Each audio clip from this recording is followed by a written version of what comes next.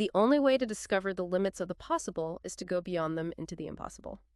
That's a powerful thought from Arthur C. Clarke, right? A real visionary. And it really captures what seems to be happening right now, high above us in Earth orbit. We could be witnessing something, well, pretty historic, a satellite-to-satellite refueling mission. And this isn't just some cool tech demo. It feels like a really critical development, redefining this new space race. Welcome to the Deep Dive. Today, our mission is to really unpack what's going on with this apparent Chinese mission and also the U.S. reaction, which seems, frankly, unprecedented. And then what does on-orbit refueling technology actually mean more broadly? Understanding this deep dive, it's absolutely key if you want to grasp the changing landscape of space exploration, its strategic implications, how it impacts defense, resource management, you name it. And for those of you maybe like UPSC aspirants really trying to stay informed on global events, this is exactly the kind of crucial topic that needs a proper look. We're critically discussing insights from an in-depth report, think something like you'd read in the South China Morning Post, boiling down the key details for you. Okay, let's dive straight in then. What exactly is unfolding up there with China's satellites? We're hearing about this highly anticipated rendezvous. Can you tell us what's happening? Which spacecraft are involved? Yeah, it's quite the orbital dance, really. Yeah. We're looking at two Chinese satellites, Shijian-25 and Shijian-21. They seem to be preparing for what looks like a historic link-up. Shijian-25 specifically was launched just this year, its main job, testing these on-orbit refueling and mission extension technologies. And for weeks now, it's been very carefully drifting towards Shijian-21. What's really interesting here is the why behind this specific pair. Okay, and their positions. Do we know how close they actually are right now? They're getting very close. According to the public tracking data, from the U.S. military's space-track.org, these two have almost synchronized their orbits and look really primed for rendezvous and docking. The general expectation is that Shijian-25 is going to use its robotic arms, physically latch onto Shijian-21 and basically top up its fuel. Right. And choosing Shijian-21 specifically, Yeah. that doesn't seem random at all. There's a clear logic there. Yeah. You have to remember, Shijian-21 already burned through a lot of its propellant back in 2022. Ah, right. That was the mission where it moved another satellite. Exactly. It towed a defunct Beidou navigation satellite into a higher graveyard orbit, sort of like space cleanup. So that previous mission perfectly illustrates why something like Shijian-21 would need refueling to extend its life. It makes it, well, the ideal test case for this demo. Okay, that makes sense. So that earlier mission sets the stage perfectly. Now, you mentioned the U.S. tracking data. What's been the reaction from the U.S. more broadly? Are they just watching, or is there more going on? Well, that's where things get really interesting. We're seeing some maneuvers that really stand out. Public data shows U.S. surveillance satellites, specifically USA-270 and USA-271, have essentially, well, flanked the two Chinese satellites. Flanked them. Yeah, positioned themselves east and west. And this is after multiple maneuvers just last week. The clear goal seems to be getting the best possible viewing angles. This info, by the way, it surfaced in a social media post from ComSpac. They're a space situational awareness company based in Pennsylvania, keeping a close eye on things. Flanked. It sounds like more than just casual observation. Why take such a close, coordinated position? What's the significance there? Oh, it's highly significant. Jonathan McDowell, the Harvard astronomer and space historian, he comments on this. He stated this behavior by the American satellites was highly uncommon. Highly uncommon. Yeah, and he added, as far as we know, it is very unusual for this kind of close-range observation by coordinated U.S. space assets. It hasn't been documented before. Mm-hmm. So that begs the question, right? Why this unprecedented level of close watching? It really underscores the strategic importance everyone's placing on this capability, not just for peaceful stuff like extending missions, but crucially for its potential dual use implications. Dual use. Okay, for listeners maybe not familiar with that term in a space context, what exactly does that imply here? Right, it's a critical concept for space geopolitics. It basically means the same technology. The same robotic arms, the precision navigation, the fuel transfer systems that could, say, extend a weather satellite's life. Well, in theory, they could also be adapted for other, let's say, more sensitive purposes. Like what, inspection or something else? Potentially, yeah. Inspection, maintenance, maybe even, hypothetically, interfering with another country's satellite. And that's why it's such a major watch point for intelligence agencies worldwide. The U.S. is clearly trying to understand the full scope of this capability. Not just what China says it's for, but what it could potentially be used for. Okay, so boiling it down. What's the real game changer here? Why is on-orbit refueling such a massive deal for the future of space, beyond the tech achievement itself? Look, it's not just about carrying more gas. It's fundamentally about making satellites potentially, well, almost immortal. Immortal, how so? Think about it. Right now, most satellites are basically disposable. Fuel runs out, they're done. Even if the expensive instruments are working fine, they just become space junk or get parked in those graveyard orbits. This tech, it changes them from disposable things to reusable, adaptable platforms. Reusable. Yeah. Imagine the strategic edge you'd have with a satellite that effectively never runs out of fuel. You can be retasked, moved around, maybe even repurposed entirely. That completely flips the script on space economics. It makes operations way more flexible, potentially cheaper in the long run. And of course, it has huge implications for national security. It's a real paradigm shift. And this idea, while it feels very futuristic now, it's not entirely brand new, is it?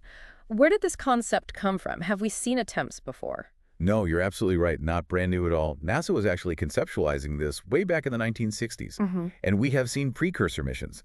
DARPA's Orbital Express mission in 2007 is a key one. Orbital Express, right. Yeah, that successfully did the first autonomous docking and fuel transfer between two test satellites. Right. But, and this is important, that was in low Earth orbit. LEO is a much less challenging environment compared to high Earth orbit, where this Chinese mission seems to be happening. And we should probably distinguish this from, say, refueling the ISS or Tiangong, right? Space stations get refueled all the time by cargo ships. Exactly. But that involves astronauts, human oversight, interfaces designed for it. Is it that much harder doing it robotically between two free-flying satellites way up high? Precisely. That's the absolute core of the challenge here. What seems to be happening with Shijian-25 and 21, that's satellite-to-satellite refueling between uncrewed, free-flying spacecraft in high Earth orbit, that demands complete autonomy. And the technical hurdles are just immense. You don't have humans there to fix things if they go slightly wrong. Plus, the distances, the orbital mechanics, they're far less forgiving up there. So it's like... I mean, think of the difference between you filling up your car at a gas station versus having an automated drone fly up and refuel it while you're driving down the highway at 70 miles an hour. Wow, okay. And doing it completely autonomously from hundreds of miles away.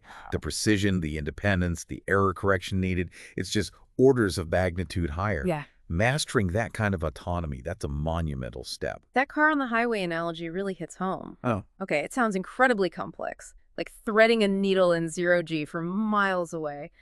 What are the specific technical nightmares involved here beyond just docking? It's not like hooking up a hose pipe, is it? Definitely not. And this really brings up the question of just how hard this is. There was a paper, I think, in the journal Aerospace Systems back in 2022 that laid out the challenges. They're substantial. First, you need that incredibly precise docking between two robots, basically, in microgravity, moving incredibly fast. Right. Then you have the problem of just transferring the fluid itself in microgravity. How does that even work? Doesn't fuel just float around in blobs? Exactly. Try pouring water in space. It's not simple.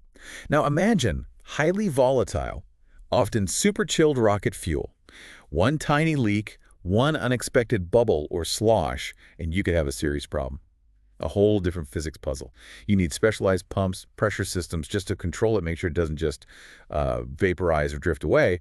Plus, you've got fuel boil off, the propellant slowly evaporating over time. That affects how much you can actually transfer efficiently. And maybe one of the biggest hurdles for the whole industry right now.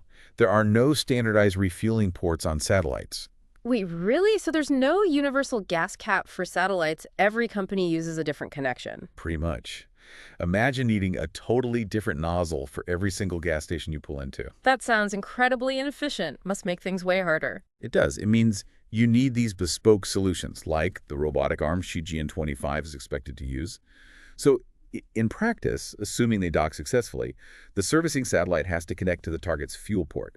That often means removing protective covers first.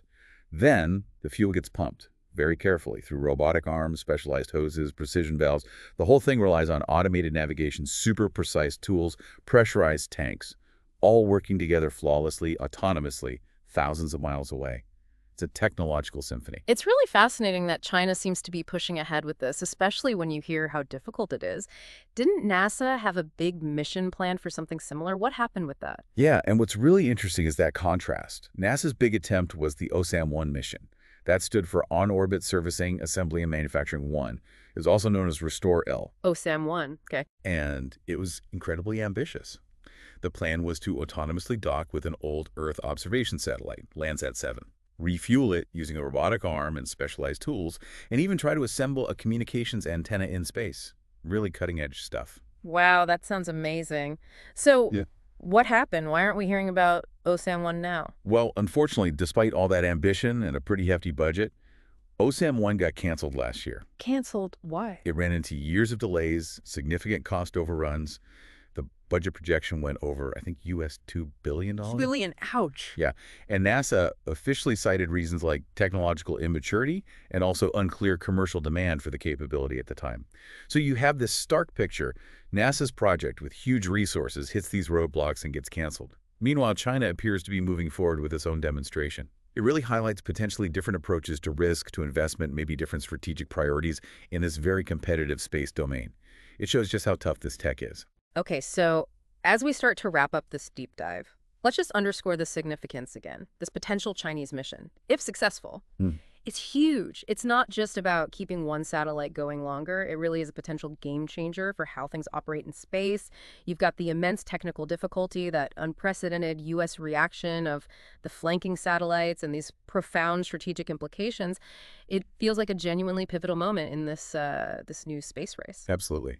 On-orbit refueling, it's not just about saving money or reducing debris. Those are important. It seems to fundamentally reshape how assets are managed and used in space. It could make space more accessible, definitely more sustainable, and yeah, it could really alter global power dynamics beyond Earth. And understanding these kinds of developments, it's just crucial. Whether you're interested in geopolitics, tech innovation, or just, the future of humanity out there. For those of you maybe studying for exams like the UPSC or anyone just wanting to be an informed citizen, this is a prime example of the kind of critical current event shaping our world right now. It's worth thinking about the ripple effects for resource management, for national security, for the sheer pace of innovation globally. This is really about more than just satellites. It's about writing the next chapter for humans in space. Yeah, absolutely. And if you found this deep dive as fascinating and hopefully illuminating as we did, please do hit that like button and subscribe to the deep dive so you don't miss future discussions like this. And definitely leave us a comment. Your thoughts, questions you might have. We genuinely enjoy hearing from you and engaging with your insights. Okay, finally, let's leave you with this question to chew on. If the ability to refuel satellites in high orbit does become commonplace, how might that fundamentally alter the global balance of power and maybe even the whole concept of national sovereignty beyond Earth's atmosphere?